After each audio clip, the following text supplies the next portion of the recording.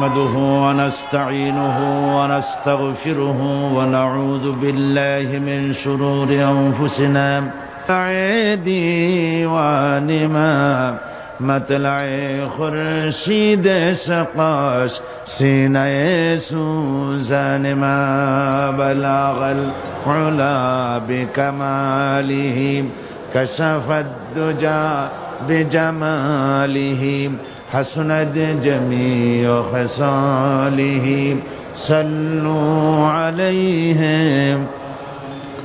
سورة یوسف بداری حکمت لقمان امام قاری قرآن باری اے دل شادمان ما بلغ العلا بکماله کشف الدجى بجماله حسنت جميع خصاله صلوا عليه وآله اللهم آمين ربنا ظلمنا أنفسنا وإن لم تغفر لنا وترحمنا لنكونن من الخاسرين أي الله تعالى হাজার হাজার মুসলমান নরনারী কোরআনে কারীমের তাফসীরের মাহফিলে চট্টগ্রাম প্যারেড ময়দানে 5 দিন ব্যাপী কোরআনুল কারীমের তাফসীরের আজকের এই দ্বিতীয় দিবসে তোমার দরবারে কয়েকবার দরুদ ও সালাম পড়ে আমরা হাত তুলেছি।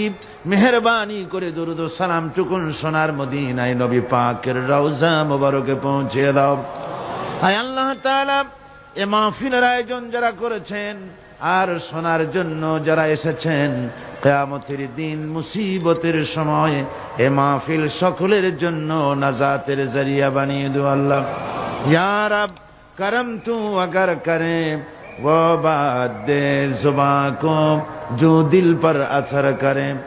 रब्बना तक़ब्बल मिन्ना इन्नका अंतस समीउल अलीम व तुब अलैना इन्नका अंतत तव्वाबुर रहीम। सुब्हान रब्बिका रब्बिल इज्जति अम्मा यसिफून व सलामुन अलल मुरसलीन अल्हम्दुलिल्लाहि रब्बिल आलमीन। मोहतरम सदर जलसा, हजरात उलमाए किराम, सम्मानित सुधीमंडলী, उपस्थित आमार देशी विदेशी इस्लाम प्रिय मुस्लिम भाई ओ बोनेरा, अस्सलामु आलैकुम व रहमतुल्लाहि व बाराकातुहु। बिस्मिल्लाहिर रहमानिर रहीम। وَإِذْ قَالَ عِيسَى ابْنُ مَرْيَمَ يَا بَنِي إِسْرَائِيلَ إِنِّي رَسُولُ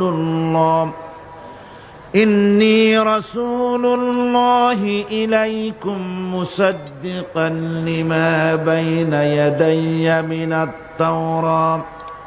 من التوراة ومبشرا برسول يأتي من بعد اسمه أحمد فلما جاءهم بالبينات قالوا هذا سحر مبين صدق الله العظيم। আল্লাহ পাক বলছেন, স্মরণ করো সেই সময়ের কথা যখন ঈসা আলাইহিস সালাম, মরিয়ম পুত্র ঈসা, তিনি বলেছিলেন, হে বনি ইসরাইল, ইন্নী রাসূলুল্লাহি ইলাইকুম মুসাদ্দিকান লিমা বাইনা ইয়াদাইয়া মিনাত তাওরাত, আমি আল্লাহর পক্ষ থেকে তোমাদের জন্য রাসূল হয়ে প্রেরিত হয়েছি এবং আমার পূর্বে নাজিলকৃত তাওরাতের সত্যতা বিধানকারী হিসেবে আমি নাজিল হয়েছি। ওয়া মুবাশশিরাম বিরাসূলিন ইয়াতি মিন বা'দি ইসমুহু আহমদ, আর আমি সুসংবাদদাতা সেই রাসূলের যিনি আমার পরে আসবেন, যার নাম হবে আহমদ। ফালাম্মা জাআহুম বিল বাইয়িনাতি ক্বালু হাযা সিহরুম মুবিন, আর প্রকৃতপক্ষে যখন তিনি স্পষ্ট দলিল নিয়ে প্রমাণাদি নিয়ে যখন তাদের সামনে এলো, তারা বলল এটা তো সুস্পষ্ট প্রতারণা বা সুস্পষ্ট এক প্রতারক। এ হচ্ছে আয়াতে কারিমার শাব্দিক তর্জমা। অর্থাৎ ঈসা আলাইহিস সালাম একথা বলতে চাইলেন। আল্লাহ পাক বলছেন, মারইয়াম পুত্র ঈসা বলেছেন যে আমি কোন নতুন রসুল নই। ইন্নী রাসূলুল্লাহি ইলাইকুম, আমি তোমাদের কাছে রাসূল হিসেবে প্রেরিত হয়েছি। এ কথার দ্বারা তিনি বুঝাতে চান যে আমি কোন নতুন অথবা কোন অভিনব নবী নহি। এ নবুয়তের সিলসিলা আগের থেকে চালু হয়েছে, তার এক ধারাক্রম, তার এই ক্রমধারায় আমিও একজন নবী হিসেবে পৃথিবীতে এসেছি। আর আমি তাওরাতের প্রত্যাখ্যানকারী নই, আমি তাওরাতের সত্যতা ঘোষণাকারী হিসেবে এই পৃথিবীতে এসেছি। পয়গম্বরদের নিয়ম হচ্ছে চিরকাল তারা আগের পয়গম্বরের দাওয়াতের স্বীকৃতি দিয়েছেন, দাওয়াতকে তারা অস্বীকার করেন নাই।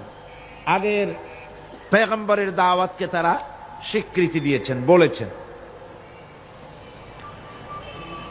আর দ্বিতীয় অর্থ হচ্ছে যে আমার সম্পর্কে যে আগামনী বাণী শোনানো হয়েছে, সেই তারই বাস্তব রূপ নিয়ে আমি পৃথিবীতে এসেছি। আমার সাথে বিরোধিতা করার কোনো যুক্তি নাই। কিন্তু বনী ইসরাইলেরা হযরত ঈসা আলাইহিস সালামের দাওয়াত গ্রহণ না করে তার উল্টোটাই করল। তারা কি করল?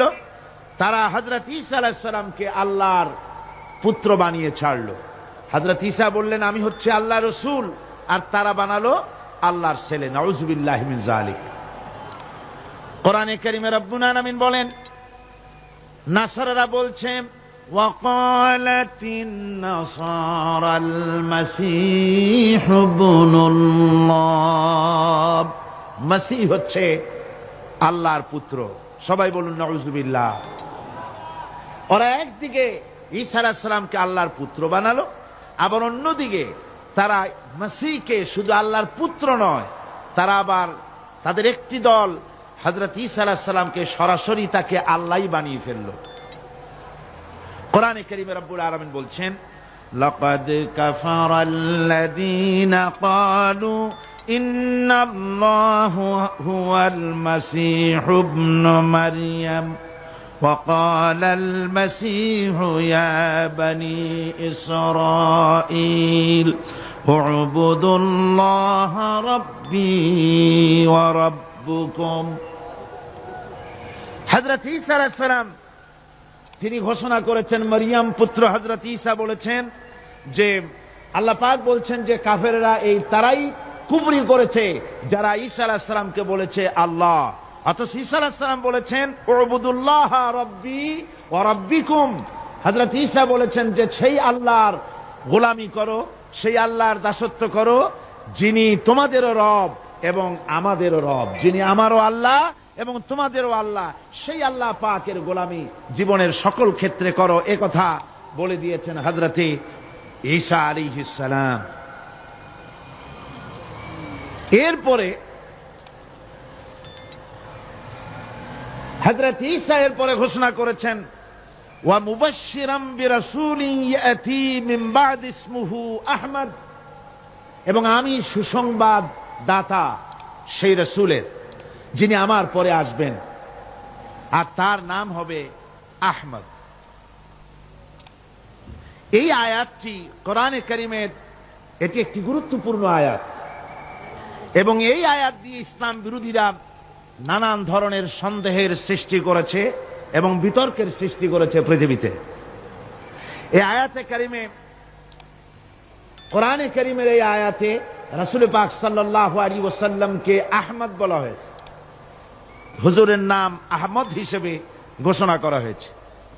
আহমদ বলা হয় সেই ব্যক্তিকে যিনি আল্লাহর সবচেয়ে বেশি প্রশংসাকারী। এ হলো এক অর্থ। দুই নম্বরের অর্থ হচ্ছে আহমদ হচ্ছেন তিনি যিনি বান্দাদের মধ্যে সবচেয়ে বেশি প্রশংসার যোগ্য। বুখারী, মুসলিম, আবু দাউদ, তিরমিজি, নাসাই, ইবনে মাজাহ এ সমস্ত সকল সেই হাদিসের গ্রন্থগুলিতে এসছে যে হুজুর সাল্লাল্লাহু আলাইহি ওয়াসাল্লামের আর এক নাম ছিল আহমদ। ইতিহাসে কোথাও এটা পাওয়া যায় না যে হুজুর সাল্লাল্লাহু আলাইহি ওয়াসাল্লামের পূর্বে কোন মানুষের নাম আহমদ ছিল। রাসূলে পাক সাল্লাল্লাহু আলাইহি ওয়াসাল্লামের পরে অনেকে তার ছেলেপেলের নাম, এই পৃথিবীতে অসংখ্য মানুষ তার ছেলেদের নাম আহমদ রেখেছে। আহমদ হোসেন, আহমদুর রহমান, গোলাম আহমদ, এই সমস্ত নাম রেখেছে। প্রসঙ্গক্রমে এখানে একথা বলা জরুরি বোধ করছি যে এই ইয়াতি মিন বাদ ইসমুহু আহমদ, এই আয়াতের সুযোগ নিয়ে গোলাম আহমদ কাদিয়ানী নিজেকে নবুয়তের দাবিদার হিসাবে ঘোষণা করেছে। অথচ মুহাম্মদ সাল্লাল্লাহু আলাইহি ওয়াসাল্লামের পরে পৃথিবীতে আর কোন নবী আসবে না। আল্লাহ পাক কোরআনে কারিমে পরিষ্কার বলেছেন, মা কানা মুহাম্মাদুন আবা আহাদিম মির রিজালিকুম ওয়ালাকিন রাসূলুল্লাহি ওয়া খাতামান নাবিয়্যিন। মুহাম্মদ সাল্লাল্লাহু আলাইহি ওয়াসাল্লাম তোমাদের কোন পুরুষদের পিতা নন, আর তিনি হচ্ছেন আল্লাহ পাকের রাসূল, আর নবুয়তের নবীগণের ধারাবাহিকতা সমাপনকারী হচ্ছেন তিনি। খাতাম শব্দ কোরআনে কারিমে বিভিন্ন অর্থে এসেছে। এর এক অর্থ হচ্ছে মোহর, এক অর্থ হচ্ছে মুখ বন্ধ করা, এক অর্থ হচ্ছে সিল। এরকম বিভিন্ন অর্থে কোরআনে কারিমের মধ্যে খাতাম শব্দ এসেছে। যেমন এক জায়গায় এসেছে ওয়ায়ুসকাউনা মির রাহিকিম মাখতুম, অর্থাৎ জান্নাতি লোকদেরকে উত্তম ভাবে মুখবন্ধ শরাব পান করতে দেওয়া হবে, যার মুখ বন্ধ থাকবে। খিতামুহু মিস্ক, তা থাকবে মিস্ক দিয়ে, মিস্কের সিল লাগানো থাকবে। এখানে সিল এবং মোহর হিসেবে খিতাম শব্দকে ব্যবহার করা হয়েছে। আবার সূরা ইয়াসিনের ভিতরে এই খাতাম শব্দ ব্যবহার করা হয়েছে মুখ বন্ধ করে দেওয়া হিসেবে। আল-ইয়াওমা নাখতিমু আলা আফওয়াহিহিম ওয়া তুকাল্লিমুনা আইদিহিম ওয়া তাশহাদু আরজুলুহুম বিমা কানু ইয়াকসিবুন। কিয়ামতের দিন আল্লাহ রাব্বুল আলামিন মুখ বন্ধ করে দেবেন কাফেরদের, বেঈমানদের মুখের উপরে মোহর লাগিয়ে দেবেন, সে আর কথা বলতে পারবে না। এখানে খাতাম মুখ বন্ধ করা হিসেবে এ শব্দ এখানে এসেছে। অন্য আয়াতে এসেছে খাতামাল্লাহু আলা কুলুবিহিম, আল্লাহ তাদের অন্তঃকরণের ভিতরে মোহর লাগিয়ে দিয়েছেন, এখানে মোহর হিসেবে এসেছে।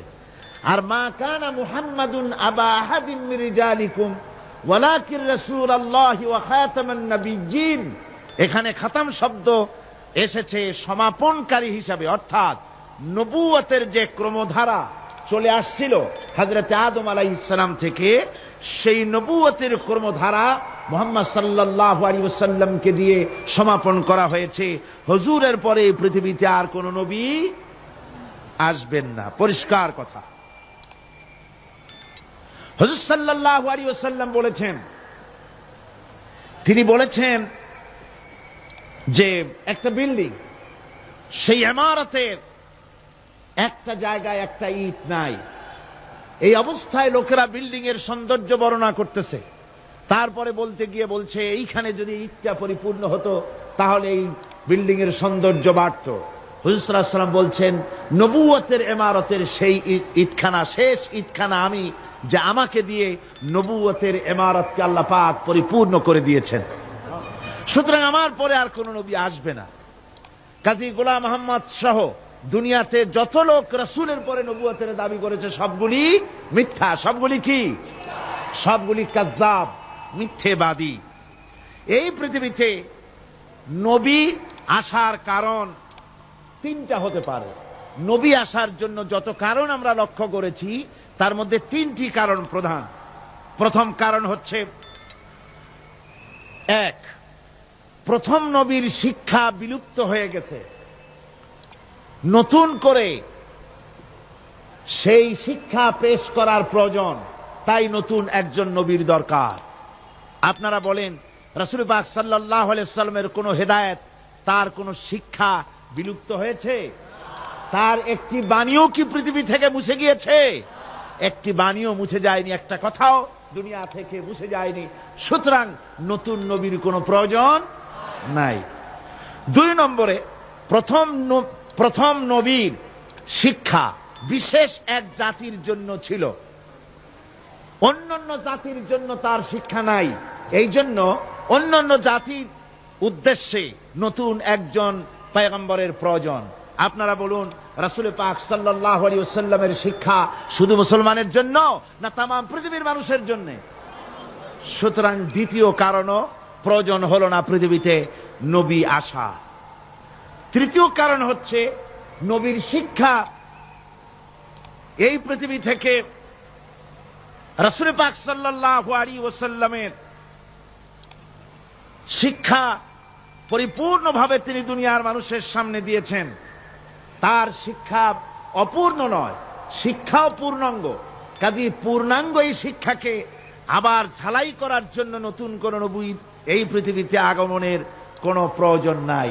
রাসূল পাক সাল্লাল্লাহু আলাইহি ওয়াসাল্লাম কোন বিশেষ জাতির জন্য নবী হয়ে আসেননি, অন্যান্য নবীরা ছিলেন বিশেষ জাতির জন্য। প্রত্যেক নবী তার গোত্রের জন্য এসেছেন। কোরআনে কারিমে বলা হয়েছে, নূহ আলাইহিস সালামকে ওয়ালাকাদ আরসালনা নূহান ইলা কওমি, আমি নূহ আলাইহিস সালামকে তার কওমের জন্য পাঠিয়েছি। শুআয়ব আলাইহিস সালামকে মাদিয়ানবাসীদের জন্য পাঠিয়েছি।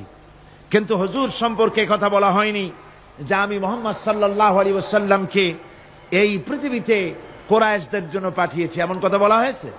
বলা হয়নি। আল্লাহ রাব্বুল আলামিন মুহাম্মদ সাল্লাল্লাহু আলাইহি ওয়াসাল্লাম সম্পর্কে বলেছেন, ওয়ামা আরসালনাকা ইল্লা কাফাতান লিন-নাসি বাশীরান ওয়া নাযীরা। আমি আপনাকে, আল্লাহ বলছেন, আমি ও নবী আপনাকে तमाम পৃথিবীর মানুষের জন্য সুসংবাদ প্রদানকারী এবং ভীতি প্রদর্শনকারী হিসেবে পাঠিয়েছি। শুধুমাত্র এই পৃথিবীর কোন একটি জাতির জন্য আপনাকে পাঠানো হয় নাই। আল্লাহ পাক নবীকে বলেছেন, আপনি বলুন, কুল ইয়া আইয়ুহান নাসু ইন্নী রাসূলুল্লাহি ইলাইকুম জামিআ। হে নবী, আপনি বলুন, ও মানব সকল, আমি আল্লাহর পক্ষ থেকে তোমাদের সকলের জন্য রাসূল হয়ে এসেছি। সুবহানাল্লাহ বলেন। এই অর্থে দুনিয়ার অন্যান্য পয়গম্বররা হলেন এলাকা ভিত্তিক নবী, ভাষা ভিত্তিক নবী, আর মুহাম্মদ সাল্লাল্লাহু আলাইহি ওয়াসাল্লাম হচ্ছেন বিশ্ব নবী। জোরে বলেন, রাসূল কি নবী? আরো জোরে বলুন, কি নবী? আর সেই জন্যই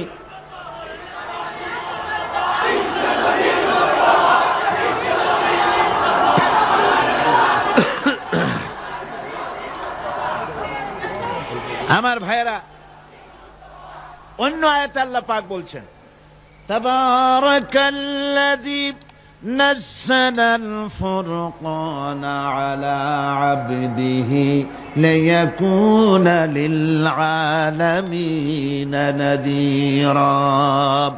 অতীব বরকতশালী সে আল্লাহ রাব্বুল আলামিন, যিনি তার বান্দার উপরে ফুরকানকে অবতীর্ণ করেছেন, যাতে করে তিনি বিশ্ববাসীকে সুসংবাদ দিতে পারেন এবং ভীতি প্রদর্শন করাতে পারেন।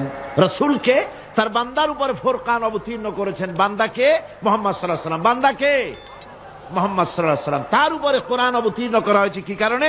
লিয়াকুনা লিল আলামিনা নাযীরা, যাতে করে বিশ্ববাসীকে তিনি সতর্ক করে দিতে পারেন, পরকাল সম্পর্কে, আল্লাহ সম্পর্কে হুঁশিয়ারি করে দিতে পারেন পৃথিবীর মানুষগুলিকে।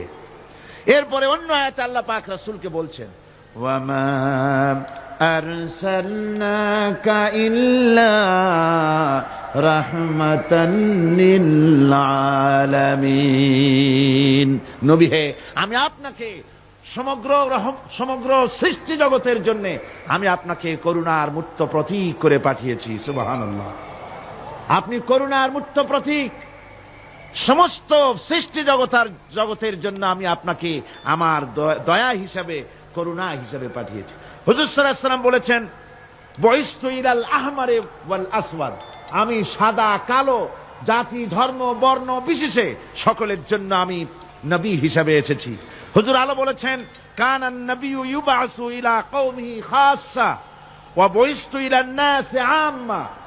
বুখারী ও মুসলিম, বুখারী মুসলিমের হাদিসে এসেছে, রাসূল পাক সাল্লাল্লাহু আলাইহি ওয়াসাল্লাম বলেছেন, দুনিয়ার সমস্ত পয়গম্বররা এসেছেন নিজের কওমের জন্য, আর আমি এসেছি গোটা পৃথিবীর সকল মানুষের জন্য নবী হয়ে।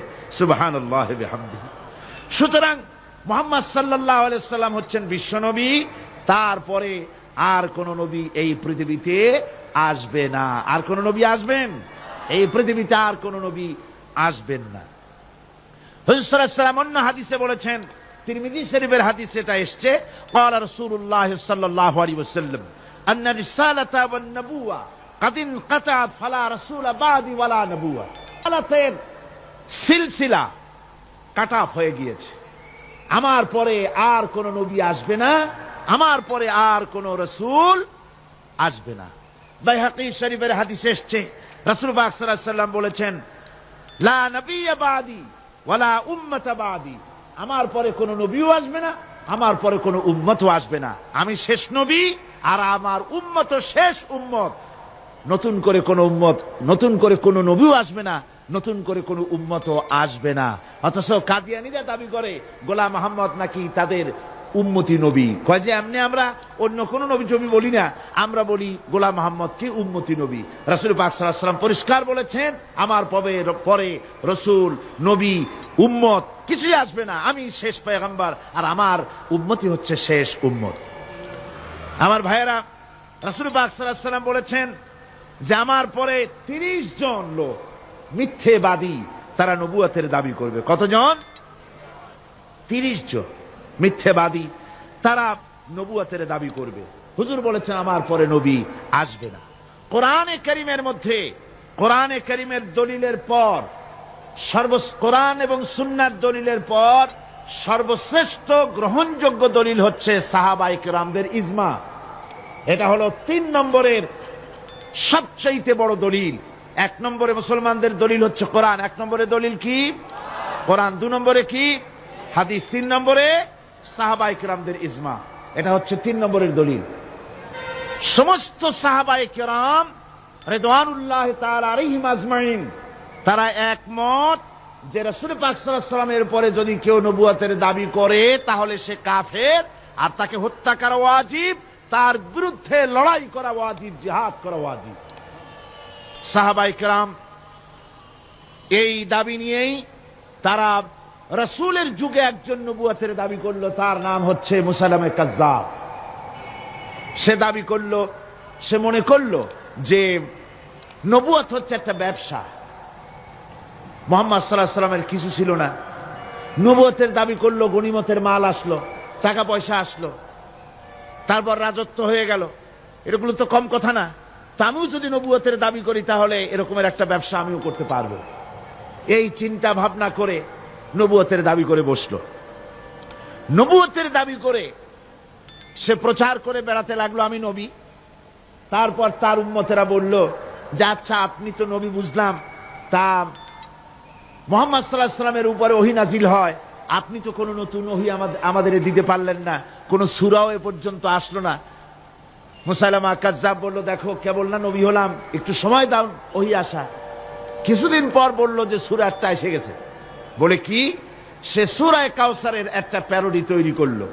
বলল আমার উপরে একটা নতুন সূরা আসছে, সূরাটি হচ্ছে ইন্না আতাইনাকাল আকাক ফাসাল্লি লিরাব্বিকা ওয়াজাক ইন্না শানিয়াকা হুয়াল আবলাক। এর অর্থ হচ্ছে আমি তোমাকে আকাক পক্ষী দান করেছি। আর আকাক পক্ষী বলা হয় হুতুম পেঁচাকে। ও যে কায়দার নবী, পাখিটাও পাইছে সেই কায়দারই। তারপরে ফাসাল্লি লিরাব্বিকা ওয়াজাক, সুতরাং তোমার প্রভুর উদ্দেশ্যে নামাজ পড়ো আর জোরে সোরে চিৎকার করো। মনে রেখো, তোমার দুশ্মন হবে শ্বেত এবং কৃষ্ণ বর্ণের। এর না আছে কোনো গোড়া, না আছে এর মাথা, না আছে এর কোনো অর্থ, না আছে কিছু। এই জাতীয় সূরা দেখিয়া উম্মতেরা বলল, কি যে আশ্চর্য কথা, মুহাম্মদ সাল্লাল্লাহু আলাইহি ওয়াসাল্লামের উপরে যে সূরা নাজিল হয়েছে তা পড়তে কত সুন্দর, কত ভাব গম্ভীর, আর এ কি একটা সূরা নাজিল হলো। তারা নিজেরা বলা কওয়া করলো। আর একবার ধরলো মুসাইলামাকে, তারা বলল মুহাম্মদ সাল্লাল্লাহু আলাইহি ওয়াসাল্লাম তাকে তার উম্মতেরা তাদের বাগানে নিয়ে যায়। নিলে পরে যে বাগান থেকে তিনি যান, গাছে খোরমা না থাকলে খোরমা হয়ে যায়। কোন পানি শূন্য কুয়ার কাছ থেকে গেলে তার বরকতে কুয়ায় পানি চলে আসে। তো আপনি এরকমের কিছু আমাদের দেখান। বললো আমাকেও তোমরা এভাবে নিয়ে যাও। তখন তাকে নিয়ে যাওয়া হলো। দেখলো উম্মতেরা যে এমনই পোড়া কপালে এক নবী তাদের ভাগে পড়ছে, যে বাগান দিয়ে যায়, গাছে খোরমা থাকলে খোরমা পড়ে যায়, নষ্ট হয়ে যায়। আর কোন পানিওয়ালা কুয়ার কাছ থেকে হাঁটলে সে কুয়া থেকে পানিও শেষ হয়ে যায়। এরপরে তার সাহস বাড়লো। মুসাইলামা কাজ্জাব রাসূল পাক সাল্লাল্লাহু আলাইহি ওয়াসাল্লামের কাছে এক চিঠি লিখলো। সে চিঠির ভাষা ছিল, মিন মুসাইলামাত রাসূলিল্লাহ ইলা মুহাম্মাদুর রাসূলুল্লাহ সালামুন আলাইকুম আম্মা বাদ ফাইন্নী আশরাকতু ফিল আমর ওয়া ইন্না লানা নিসফাল আরদ ওয়া লিকুরাইশিন নিসফাল আরদ ওয়ালাকিন্না কুরাইশান কওমান ইয়াতাদুন। সে চিঠি লিখলো যে মুসাইলামা আল্লাহ রসুলের পক্ষ থেকে নাউজুবিল্লাহ মুহাম্মদ সাল্লাল্লাহু আলাইহি সাল্লামের কাছে এই চিঠি পাঠানো হচ্ছে। ফাইন্নী কাদ আশরাকতু ফিল আমরি মাক, আমি হচ্ছি আপনার নবুয়তের একজন অংশীদার। এই হিসাবে পৃথিবীর অর্ধেক হচ্ছে আমার, আর অর্ধেক হচ্ছে কোরাইশদের। কিন্তু কোরাইশরা বিষয়টা বুঝতে না পেরে আমার সাথে বাড়াবাড়ি করতেছে। হুজুর সাল্লাল্লাহু আলাইহি ওয়াসাল্লাম এই চিঠির জবাব দিলেন। হুজুর লিখলেন, বিসমিল্লাহির রহমানির রহিম মিন মুহাম্মাদুর রাসূলুল্লাহ সাল্লাল্লাহু আলাইহি ওয়াসাল্লাম ইলা মুসাইলামাতিল কাজ্জাব আসসালামু আলা মান ইত্তাবাআল হুদা আম্মা বাদ ফাইন্নাল আরদা লিল্লাহি ইউরিসুহা মিন ইবাদিহি ওয়াল আকিবাতু লিল মুত্তাকিন। রাসূল পাক সাল্লাল্লাহু আলাইহি ওয়াসাল্লাম লিখলেন, এই চিঠি যাচ্ছে মুহাম্মদ সাল্লাল্লাহু আলাইহি ওয়াসাল্লামের কাছ থেকে মুসাইলামা কাজ্জাবের কাছে। শুনে রাখো, শান্তি বর্ষিত হোক তার প্রতি যিনি হেদায়েত প্রাপ্ত। এই পৃথিবীর উত্তরাধিকারী হচ্ছে কেবলমাত্র আল্লাহ পাকের সেই সব বান্দারা যারা নাকি আল্লাহর গোলাম, আল্লাহর একান্ত আল্লাহর আইন এবং কানুনকে মেনে যারা চলে। আর পরকাল হচ্ছে সেই সমস্ত লোকেদের জন্যই। মুসাইলামা কাজ্জাবের মুয়াজ্জিন যারা, তারাও জানতো যে লোকটা মিথ্যেবাদী। তো কিছু মাল পানি পাওয়া যায়, টাকা পয়সা পাওয়া যায়, সাথে থাকলে কিছু খাওয়াটাও যায়, এই জন্য তার সাথে থাকতো। রাসূলুল্লাহর মুয়াজ্জিন আযান দিতেন, আশহাদু আন্না মুহাম্মাদার রাসূলুল্লাহ, আমি সাক্ষ্য দিচ্ছি মুহাম্মদ সাল্লাল্লাহু আলাইহি ওয়াসাল্লাম আল্লাহর রাসূল। আর মুসাইলামার মুয়াজ্জিন যে ছিল, সে আযান দিত, আশহাদু আন্না মুসাইলামাতা ইয়াজামু আন্নাহু রাসূলুল্লাহ। ও বলতো, আযান দিত এই কথা বলে যে আমি সাক্ষ্য দিচ্ছি মুসাইলামা মনে করে যে সে আল্লাহর রাসূল। আমার ভাইরা, এরপরে মুসাইলামা কাজ্জাবের বিরুদ্ধে হযরত আবু বকর সিদ্দিক রাদিয়াল্লাহু তাআলা আনহু 40,000 লোকের একটা বিশাল বাহিনী, সাহাবায়ে কেরামদের এক বিশাল বাহিনী পাঠিয়ে দিলেন মুসাইলামা কাজ্জাবের বিরুদ্ধে লড়াই করার জন্য। এর সিবাসালার ছিলেন হযরত খালিদ বিন ওয়ালিদ। এই জিহাদে যাওয়ার সময় ওয়াহশী রাদিয়াল্লাহু তাআলা আনহু, যিনি হযরত হামজা রাদিয়াল্লাহু তাআলা আনহুর কাতিল ছিলেন। হুজুর সাল্লাল্লাহু আলাইহি ওয়াসাল্লাম ফতহ মক্কার দিনে সকলকে ক্ষমা করে দিয়েছিলেন, কিন্তু 5 জন নারী আর 6 জন পুরুষ সম্পর্কে বলেছিলেন, এদেরকে যেখানে পাও সেখানে হত্যা করো। এর মধ্যে ওয়াহশী একজন। ওয়াহশী বুঝতে পেরেছি মুহাম্মদ সাল্লাল্লাহু আলাইহি ওয়াসাল্লাম আল্লাহর রহমত, করুণার নবী, দয়ার নবী, তার কাছে যদি আমি যেতে পারি তাহলে তিনি আমার সম্পর্কে, যদি তার সামনে যেতে পারি তাহলে তার কঠোর মনোভাব আমার প্রতি নরম হয়ে যাবে। এই মনে করে সাহাবায়ে কেরামদের চোখ এড়ায়া তিনি হুজুরের সামনে গিয়ে হাজির হয়ে গেলেন। হুজুর তাকে দেখি বললেন, তোমার নাম না ওয়াহাশী? তিনি বললেন, হ্যাঁ আমার নাম ওয়াহাশী। হুজুর বললেন, তুমি আমার চাচাকে শহীদ করেছো? ওয়াহাশী বললেন, জাহালাতের কারণে তা করেছি। হুজুর বললেন, কেমনে শহীদ করেছো আমার চাচাকে, আমার একটু শোনাও। ওয়াহাশী বলতে লাগলেন, আমি বল্লম দিয়ে হযরতে হামজার শরীরকে এফোড় ওপড় করে দিয়েছি, তারপরে তার বুককে খঞ্জর দিয়ে ফেড়ে বুকের ভিতর থেকে কলিজাটা বের করে নিয়ে আমি হাতে দিয়ে দিয়েছি হেন্দাই কলেজা চিবিয়ে চিবিয়ে খেস। রাসূল পাক সাল্লাল্লাহু আলাইহি ওয়াসাল্লাম, হাদিস শরীফে এসেছে, ওয়াসির বর্ণনা যখন তিনি শুনতেছিলেন, রাসূলের চোখ থেকে তখন পানি পড়ে দাড়ি মোবারক ভিজে ভিজে পড়তেছিল। ঘটনা শোনার পর রাসূলুল্লাহ বললেন, ওয়াসি তুমি কি চাও? ওয়াসি বললেন, আমি ইসলাম কবুল করতে চাই। হুজুর তাকে মুসলমান বানালেন। বললেন, তুমি মুসলমান হলে কিন্তু সব সময় তুমি আমার সামনে আসবে না, তার কারণ তোমাকে দেখলে পরে আমার মনের ভিতরে আমার চাচার কথা মনে উঠে যাবে। আমি আমার আব্বাকে পাই নাই, আব্বার স্নেহ যত্ন আমার কিসমতে তেমন হয় নাই। আমার চাচা হামজা আমাকে পিতাগত করে আমাকে স্নেহ করেছে, তোমাকে দেখলে পরে তার কথা মনে পড়বে, সুতরাং তুমি সবসময় আমার সামনে আসবে না। ওয়াসি সেদিন শপথ নিয়েছিলেন, রব্বুল আলামিন, আমি জাহালাতের কারণে যেই বল্লম দিয়ে একজন শ্রেষ্ঠ সন্তানকে আমি শহীদ করে ফেলেছিলাম, আমি বুঝতে পারি নাই, ওই বল্লমটা আমি হেফাজতে রেখে দিয়েছি। তুমি আমার এই দোয়া মঞ্জুর করো, আমি যেন এই বল্লম দিয়ে এই পৃথিবীর নিকৃষ্ট ইসলামের কোন দুশ্মনকে যেন আমি শেষ করে দিতে পারি। আল্লাহ পাক দোয়া তার মঞ্জুর করে নিলেন। মুসাইলামা কাযযাবের বিরুদ্ধে হযরত আবু বকর সিদ্দিক রাদিয়াল্লাহু তাআলা আনহু যে বাহিনী পাঠালেন, হযরত ওয়াসি সেই বাহিনীর মধ্যে ছিলেন। আর তিনি সেই বল্লমটা দিয়ে, যে বল্লম দিয়ে তিনি হযরত হামজাকে শহীদ করেছিলেন, সেই বল্লমটা দিয়েই ইসলামের নিকৃষ্ট শত্রু মুসাইলামা কাযযাবকে দুনিয়া থেকে তিনি বিদায় করে দিলেন। আমার ভাইরা, রাসূল পাক সাল্লাল্লাহু আলাইহি সাল্লামের ইন্তেকালের পর এ পর্যন্ত নবুয়তের যারা দাবি করেছে, এক হিসাবে জানা গেছে 28 জন দাবি করা হয়ে গেছে। রাসূল বলেছেন, আমার পরে 30 জন মিথ্যেবাদী নবুয়তের দাবি করবে। কতজন করবে? 28 জন হয়ে গেছে, বাকি আছে কত? এর মধ্যে গোলাম আহমদ একজন। গোলাম আহমদ দাবি করল যে আমি নবী। তার অনেকগুলি বই কিতাব সে লিখলো। বইয়ের মধ্যে এক জায়গায় সে লিখেছে, তার বইয়ে এক জায়গায় লিখেছে যে আমি স্বপ্নে দেখলাম আল্লাহ আমার সামনে উপস্থিত। আল্লাহ আমার সামনে এসেছেন পুরুষের আকৃতিতে, আর আমি তখন স্বপ্নের ভিতরে আমি নিজেকে একজন নারীর মতোই মনে করলাম। স্বপ্নের ভেতরেই আল্লাহ পাক পুরুষ হিসাবে আমাকে ব্যবহার করলেন। আমি স্বপ্নের মধ্যেই গর্ভবতী হলাম এবং স্বপ্নের ভিতরে আমি গোলাম আহমদ মসিহে রূপান্তরিত হয়ে গেলাম। নাউযুবিল্লাহি মিন যালিক। গোলাম আহমদ বলছে, আল্লাহ পাক ওহীর মাধ্যমে আমাকে জানিয়েছেন, আল্লাহ আমাকে বলেছেন, গোলাম আহমদ তুমি হচ্ছ আমার সন্তান তুল্য। নাউযুবিল্লাহি মিন যালিক। এইভাবে অসংখ্য মিথ্যে কথা দিয়ে বইপত্র রচনা করেছে। লোকেরা তার কাছে নবুয়তের প্রমাণ চেয়েছে।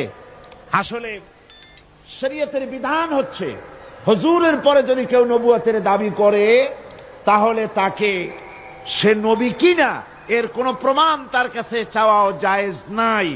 যেহেতু প্রমাণ চাইতে গেলে বোঝা যায়, সন্দেহ হয়, কিছুটা প্রমাণ দিতে পারলে তাহলে সে নবী হবে। কথা বুঝতে পেরেছেন? এই জন্য রাসূলের পরে যদি কেউ নবুয়তের দাবি করে, তাহলে তার কাছে নবুয়তের দাবির কোনো প্রমাণও চাওয়া যাইবে না।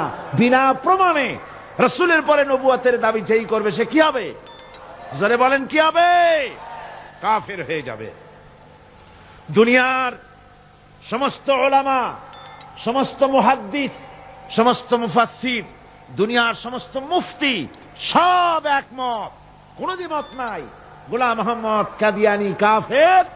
তার অনুসারীরাও তার জামানায় মাওলানা আতাউল্লাহ শাহ বুখারী রহমতুল্লাহ আলাইহি তার সঙ্গে একটা বহস হলো। যেহেতু গোলাম মোহাম্মদ বলেছিল যে আমার এই 40 দিনের মধ্যে কেউ প্রতিবাদ করুক যেগুলি আমার ওহী নয়। হযরতে মাওলানা আতাউল্লাহ শাহ বুখারী রহমতুল্লাহ আলাইহি সেই যুগের একজন শ্রেষ্ঠ আলিম। তিনি বললেন, আমি তোমার কাছে কোনো প্রমাণ চাই না তুমি নবী কিনা, আমি জানি তুমি মিথ্যেবাদী, তবে তোমাকে বলতে হবে তুমি এই শক্তি কোথায় পেলে। গোলাম মোহাম্মদ বলল, কোরআন শরীফই আছে আমার এই শক্তির উৎস। কোথায়? বলল যে এই যে আয়াতটা আমি আপনাদের সামনে তেলাওয়াত করেছি, ঈসা আলাইহিস সালামের ওই কথাই। গোলাম মোহাম্মদ বলল যে হযরত ঈসা আমার সম্পর্কে বলেছেন, ইয়াতি মিন বাদি ইসমুহু আহমদ, আমার পরে একজন নবী আসবেন, রাসূল আসবেন, তার নাম হবে আহমদ, আমি সেই আহমদ। মাওলানা আতাউল্লাহ বুখারী বলছেন, তোমার নাম তো আহমদ না, তোমার নাম হচ্ছে গোলাম আহমদ। তার অর্থ হলো হযরত ঈসা আলাইহিস সালাম যে আহমদের কথা বলেছেন, তুমি সেই আহমদের গোলাম। গোলাম আহমদ বললেন, দেখুন আমার নামের প্রথম শব্দ গোলাম, এটা হচ্ছে আমার লকব। আমি আমার নামের লকবটা ছেড়ে দিলাম, বাদ দিয়ে দিলাম, আর ব্যবহার করব না। তাহলে তো আমি আহমদ থাকি, আপনি তো আর আপত্তি করতে পারেন না।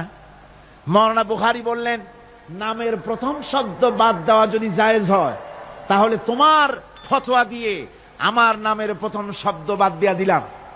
আমার নাম আতা আল্লাহ, নামের প্রথম শব্দ আতা বাদ দিয়ে দিলাম। তো আতা যদি বাদ দেই তাহলে আল্লাহ হই, আর আল্লাহ হয়ে বলছি তোমার মতো গাধাকে নবুয়াত আমি দেই নাই। এরপর এই পৃথিবীর নিকৃষ্ট পাপী এই কাফেরের মৌত হলো কোথায়? জোরে বলেন, এই কাফেরের মৌত হলো কোথায়? পায়খানার ভেতরে মৌত হয়েছে। আমার বন্ধুগণ, সুতরাং বাংলাদেশে যত কাদিয়ানি আছে, সমস্ত কাদিয়ানিরা কাফের। সমস্ত কাদিয়ানিরা কি? আরো জোরে বলুন, তারা কি? কাদিয়ানিরা মুসলমানদের গোরস্থানে, তাদের মানুষ মারা গেলে মুসলমানদের গোরস্থানে তা দাফন করে না। মুসলমানদের জানাজায় তারা কোনোদিন আসে না। মুসলমানদের কোন মসজিদে তারা নামাজ পড়তে যায় না। তারা আলাদাভাবে মসজিদ তৈরি করে মসজিদের নামে। গোলাম মোহাম্মদ কাদিয়ানির অনুসারীরা যে মসজিদ করে, ওগুলি মসজিদ নয়, এগুলি মসজিদে জেরার। এগুলি কি? মসজিদে জেরার। এগুলি কখনোই মসজিদের সম্মান পেতে পারে না। তারা কোরআনে কারীমের ব্যাখ্যা নিজেরা করেছে, নিজেরা তৈরি করেছে, যার সাথে আহলে সুন্নাতুল জামাতের হাদিসের কোনো মিল নাই, নিজেরাই করেছে।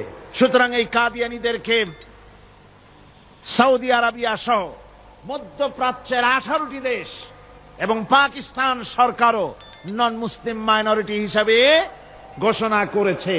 বাংলাদেশ সরকারের কাছে কাদিয়ানীদেরকে অমুসলিম ঘোষণার জন্য দাবি জানানো হচ্ছে দীর্ঘদিন থেকে, কিন্তু যে সরকারি আসে কর্ণপাত করে না। কাদিয়ানীদের সাথে তাল মিলিয়ে চলতে চেষ্টা করে, আর এই তাল মিলিয়ে চলার অর্থই হলো মুনাফিকি। এই তাল মিলিয়ে চলার অর্থ কি? মুনাফিকি। বাংলাদেশের সব আলেম, সব উলামা ঐক্যবদ্ধভাবে দাবি করেছে কাদিয়ানীদেরকে অমুসলিম ঘোষণা করার জন্য, কিন্তু আজ পর্যন্ত তা করা হয়নি। আজকের মাহফিল থেকেও, এই বিশাল জনসমুদ্র, আমরা কোরআনে কারীমের তাফসীরের মাহফিল থেকে দাবি জানাই সরকারের কাছে কাদিয়ানীদেরকে অমুসলিম সংখ্যালঘু হিসাবে ঘোষণা করা হোক। এ প্রস্তাব, এ দাবি কি আপনাদেরও? হাত উঁচু করে দেখান। ربنا ظلمنا أنفسنا وإن لم تغفر لنا وترحمنا لنكونن من الخاسرين ربنا لا تزغ قلوبنا بعد إذ هديتنا وهب لنا من لدنك رحمة إنك أنت الوهاب। আয় আল্লাহ তাআলা, হাজার হাজার মুসলমান নরনারী ঠান্ডাকে উপেক্ষা করে তোমার দ্বীনের কথা শোনার জন্য, কোরআনে কারীমের কথা শোনার জন্য এই মাঠে এসে হাজির হয়েছে। আল্লাহ, তুমি দয়া করে মেহেরবানি করে আলোচনার সওয়াবটুকু হুজুরে পুরনূর সাল্লাল্লাহু আলাইহি সাল্লামের রূহ মুবারকে পৌঁছে দাও। রব্বুল আলামিন, আমাদের মধ্য থেকে তাদের মা বাপ দুনিয়া থেকে জনমের মতো বিদায় হয়ে গেছে। আল্লাহ, কবরে যদি আযাব থাকে দয়া করে আযাব মাফ করে দাও। আল্লাহ, আমাদের মা বাপের উপরে তোমার রহমত নাজিল করো। রব্বিরহামহুমা কামা রব্বায়ানি সগীরা, রব্বিরহামহুমা কামা রব্বায়ানি সগীরা। হায় আল্লাহ রাব্বুল আলামিন, এই মাহফিলে যত লোক আছি আমরা, কার কোন ব্যাধি আছে, রোগ আছে, আমরা তুমি ভালো করে জানো। আমাদের প্রত্যেকের ব্যাধিকে তুমি শিফায়ে আজলা দান করে দাও। আল্লাহুম্মা হাব্বিব ইলাইনাল ঈমান ওয়াযায়্যিনহু ফি কুলুবিনা ওয়াকাররিহ ইলাইনাল কুফরা ওয়াল ফুসুকা ওয়াল ইসয়ান ওয়াজআলনা মিনার রাশিদিন। রব্বানা তাকাব্বাল মিন্না ইন্নাকা আনতাস সামিউল আলিম ওয়া তুব আলাইনা ইন্নাকা আনতাত তাওয়াবুর রহিম। سبحان ربك رب العزة عما يصفون وسلام على المرسلين الحمد لله رب العالمين واجعل آخر كلمتنا عند الموت لا إله إلا الله محمد رسول الله.